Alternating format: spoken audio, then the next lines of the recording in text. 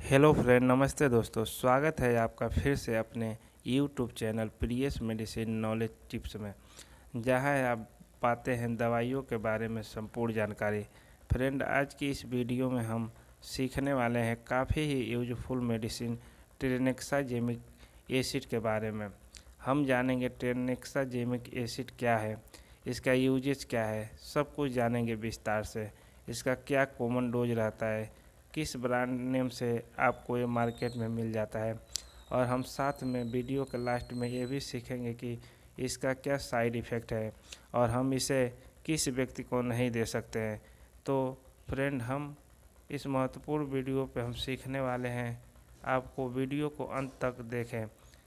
क्या दवाइयों की क्योंकि दवाइयों की अधूरी जानकारी घातक होती है। मैं हूं आपका दोस्त प्रियस और आप देख रहे हैं अपना YouTube channel Priyas medicine knowledge tips. तो चलिए फ्रेंड्स, शुरू करते हैं। फ्रेंड, ट्रेनेक्साजेमिक एसिड एक एंटी ब्रोनोटिकलिटिक ग्रुप्स की दवा है, जिसका उपयोग ब्लीडिंग को रोकने के लिए किया जाता है। ये आपको मार्केट में टैबलेट और इंजेक्शन दो ही फॉर्म में मिलती है, लेकिन आज हम बात करने वाले हैं सिर्फ इंजेक्शन के बारे में। ट्रेनेक्साजेमिक इंजेक्शन आपके दवा का मूल औषधिक नाम है। जब जब भी हम इससे मेडिकल स्टोर से परचेज करने जाते हैं तो हमें किसी ब्रांड नेम की आवश्यकता पड़ती है। अगर हम इनके पॉपुलर ब्रांड नाम की बात करें तो उसको आप कुछ इस प्रकार है, जिसमें पहला है ट्रेनेक्सा इंजेक्शन, दूसरा है ट्रांसोस्टेट इंजेक्शन, तीसरा है टेक्साकाइंड इंजेक्शन और चौथा है पाउच इंजेक्शन और पांचवा है क्लिप इंजेक्शन। तो ये इनके कुछ पॉपुलर ब्रांड नेम हैं, लेकिन आपके एरिया में यह इस ब्रांड के अलावा किसी और ब्रांड से मिल सकता है, लेकिन जो इस दवा का मूल नाम होगा वो ट्रेनेक्साजेमिक एसिड ही रहेगा। वीडियो में आगे हम जान लेते हैं इसके स्ट्रेंथ के बारे में। अगर हम ट्रेनेक्साजेमिक एसिड इंजेक्शन की स्ट्रेंथ की बात करें तो ये आपको 250 मिलीग्राम प्रति 5 ml में तथा 500 मिलीग्राम प्रति 5 ml के अलग अलग स्ट्रेंथ में मार्केट में एम्पुल पैक में मिल जाता है। लेकिन यह शेड्यूल एच ड्रग्स की दवा होने के कारण केवल और केवल डॉक्टर की पर्ची पर ही मिलेगी और ये हॉस्पिटल या क्लिनिक प्रयोग में ही लाया जाता है। अगर हम ट्रेनेक्साजेमिक एसिड के रूट और एग्जामिनेशन की बात करें तो यह केवल आईवी या इंट्रावेनस ही बॉडी के अंदर इंजेक्ट किया जाता है या लगाया जाता है। वीडियो के आगे हम जान लेते हैं इसके यूजेज के बारे में विस्तार से। तो इसका जो पहला यूज है, यदि किसी महिला को जिनकी मेंस्ट्रुअल पीरियड साइकिल के दौरान अत्यधिक ब्लीडिंग हो रही है तो उस ब्लीडिंग को रोकने के लिए ट्रेनेक्साजेमिक एसिड का प्रयोग किया जाता है।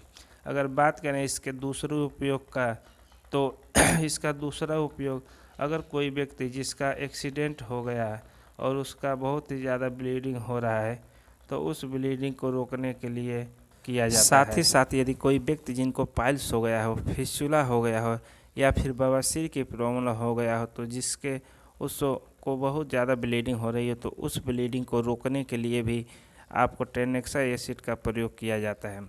डेंटिस्ट के डॉक्टर आपके दांत को रीरूट या निकालते हैं तो उस समय आपको बहुत ज़्यादा ब्लीडिंग होती है, तो उस ब्लीडिंग को रोकने के लिए भी हम ट्रेनेक्साजेमिक एसिड इंजेक्शन का इस्तेमाल करते हैं। साथ ही साथ यदि किसी महिला को डिलीवरी के समय अत्यधिक ब्लीडिंग होती है तो उस ब्लीडिंग को रोकने के लिए हम ट्रेनेक्साजेमिक एसिड का प्रयोग करते हैं।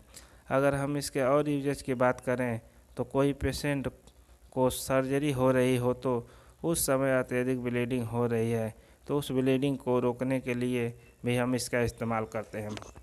यदि कोई व्यक्ति जिनको नोज ब्लीडिंग हो रही हो, यानी नाकों से खून आ रहा है, तो उस खून को रोकने के लिए हम इसका इस्तेमाल करते हैं।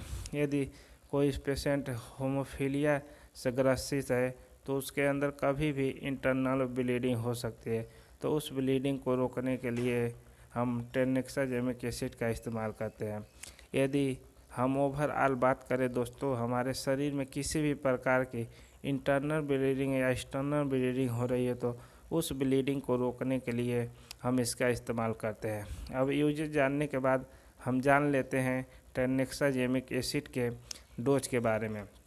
वैसे हम इसके डोज को बात करें तो वो पेशेंट और उसके एज पर डिपेंड करता है, लेकिन यदि हम एडल्ट के अंदर इसके कॉमन डोज की बात करें तो 500 mg प्रति 5 ml की इंजेक्शन को हम दिन में 2 बार IV यानी इंट्रावेनस दे सकते हैं, जो इसका रिजल्ट बहुत ही बढ़िया देखा गया है।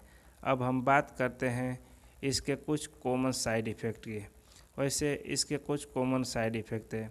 यदि इस इंजेक्शन को लेने के बाद आपको किसी भी प्रकार की उल्टी आ रहा हो, सीने में जलन हो रहा हो या जी घबरा रहा हो, मिचली हो रही है, तो आप इस इंजेक्शन का उपयोग करना बंद कर दें और अपने डॉक्टर की सलाह ज़रूर लें। अब हम जान